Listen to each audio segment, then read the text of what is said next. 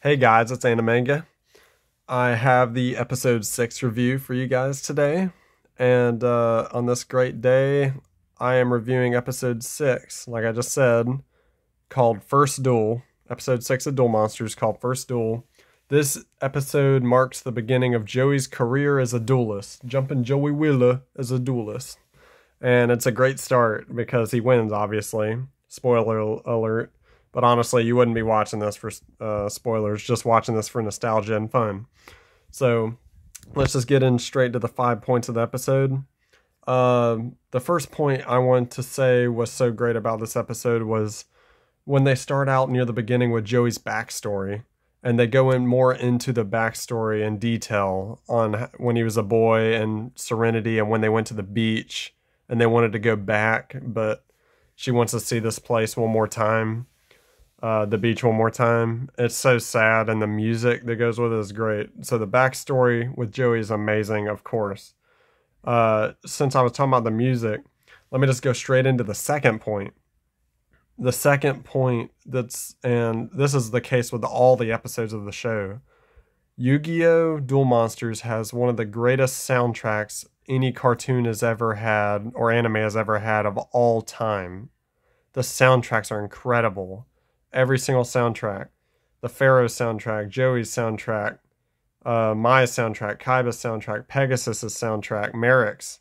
Everyone's is amazing. Everyone has their own theme in this, and 2 soundtracks debut in this one episode. So I thought this episode was appropriate for it. And the second point is Maya's theme and Joey's theme. They are introduced in this episode, and they're incredible. Joey's theme isn't even technically called Joey's theme if you go on YouTube. It's called the Time Wizard theme. But if you just go look it up and look up Time Wizard theme, Yu-Gi-Oh! Time Wizard theme, and you'll find it. That to me is Joey's theme. Because like 3 or 4 times when he won duels, that OST played, or that soundtrack. Every time. His soundtrack's incredible, and we hear it a lot more. My soundtrack, of course, every single time she duels, we hear it. You know, that smooth, methodical, mysterious sound that plays when she plays her harpies and stuff. So just the soundtrack in general, very epic, very iconic soundtracks. If Yu-Gi-Oh! Is one thing, it is the most epic show ever, in my opinion. And these soundtracks just perfectly encapsulate how epic the show is. So I just wanted to touch on those 2 points first. So now that I have those 2 out of the way, now on to the third point, which is probably the most famous part of this episode, Maya's perfume trick that she uses early on in her career. She most likely cheated a lot of people out of their chips and a lot of people out of duels with her perfume trick. Yes, she comes across as a sleazy cheater at first who only cares about turbocharging for living large and stuff like that, like she says in the show. But I remember she was like, fast times turbocharge for living large. And Joey immediately calls her out on it because he sees how it's very sleazy what she's doing. He still figures out a way around it with his smelling. He smells, the perfume, and he calls her out on it. Honestly, she probably could have kept going like that because there are no rules really against it officially. I mean, who's going to enforce it? So she could have technically kept doing it, but not that it really would have helped. Joey figured it out. He figured out the trick. He was not scared of her anymore. At first he was freaked out, but anyway, that's probably the most famous point of this episode is her perfume trick. That's what most people talk about. So the fourth point.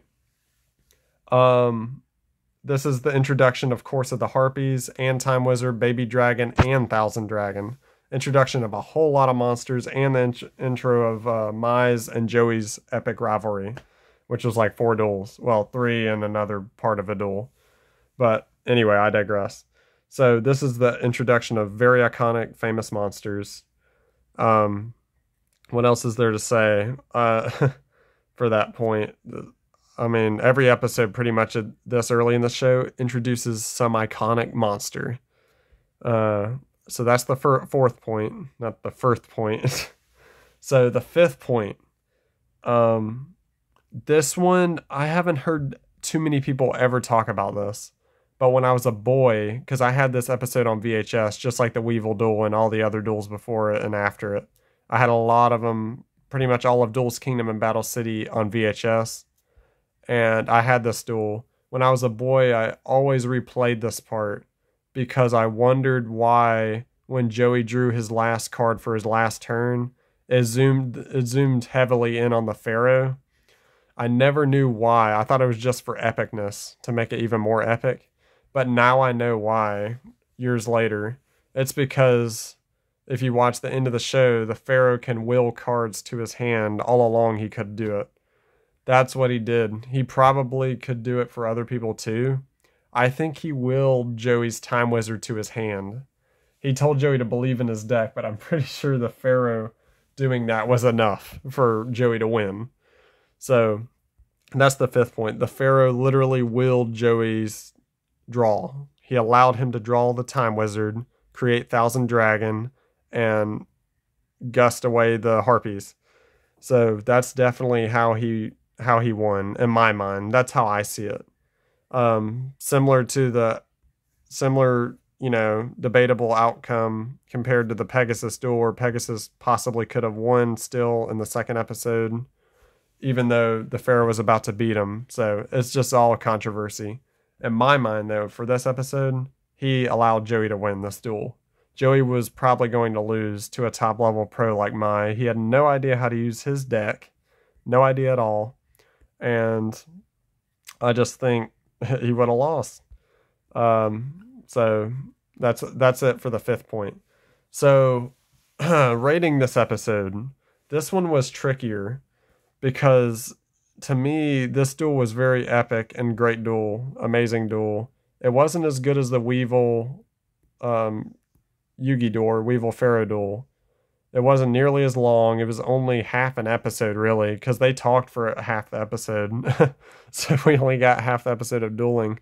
And there were only like 4 or 5 monsters played in total. So, or maybe there's about 6. And, Mai herself only played like 3 cards, I think. 2 cards, something like that.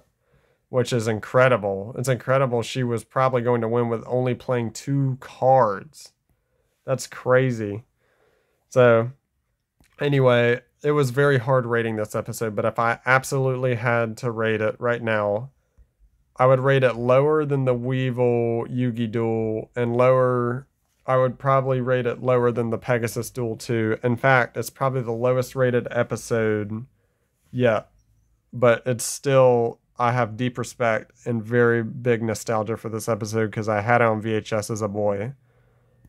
I would rate it a 7.5 out of 10. 7.5 out of 10. Just because there was nothing very major going on except starting Joey's career and introducing Mai really introducing her. Except for those 2 things, there was nothing extremely important going on here. So that's the only reason it's rated lower at a 7.5. The episode MVP. This one's tough, but actually it's going to be divided between 2 people. The episode MVP is divided between Joey and Mai because both characters were equally important to this episode, equally important to the duel, and the rivalry got started here together at the same episode. So for that reason, I put Joey and Mai as the episode MVPs. Mai, for her, she just has it. Her voice actor was incredible. Megan Hollinshed. I loved her voice actor from seasons 1, 2, and 3. I wish she kept it for 4, but regardless, it's incredible here. Her voice just perfectly encapsulates Mai. It shows how much of a diva she is, but she's not afraid to get dirty in a duel and crush opponents. And Joey, of course, being, the underdog as usual, but this is the beginning of his underdog status and proving people wrong constantly proving people wrong.